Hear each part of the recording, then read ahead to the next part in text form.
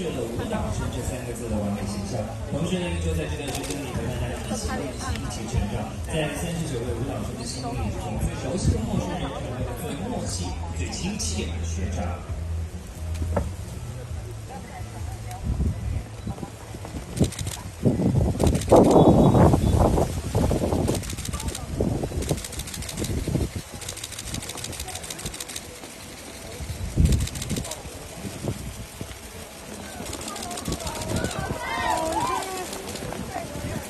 Hello， 一周，签名，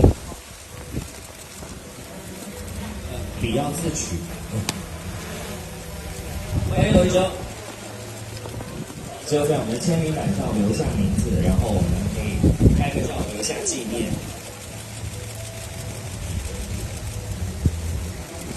来，张学长在这里，围着。哎，我们的采访麦呢？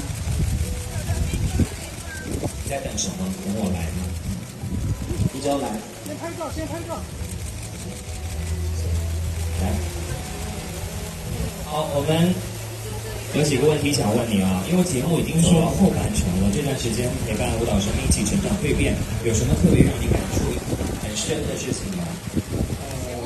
在录制的过程当中呢，就是感受到了舞蹈生敢于在台上去表演当中加入自己的创作啊，然后会感受到他们朝气蓬勃。首映马上开始了，他们肯定有人紧张，有人很期待，你有什么话想对他们讲？就还是大考来临之前放松心态，越轻松越好，然后坦然的、大方的去接受自己今天所获得的成绩就好。没错，要坦然大方。那我们现场今天有70位媒体的评审，有些媒体老师想要我带问几个问题问你啊。好的，首先这位媒体老师都说3个女人一台戏，在舞蹈生节目当中会遇到不止3个女生，那想问问看你的耳朵还好吗？这个问题今天上午也有问过我，耳朵还好，还好，希望因为舞蹈生们其实都比较热情。是。现在有适应。第二个问题是现在有适应姐姐妹妹们的聊天节奏吗？必须适应啊，因为录了那么多次，是不适应也得适应，对不对？来，我们把掌声送给一周，来一周，请入场。拍照，拍哪？帮我给我。点位。是的。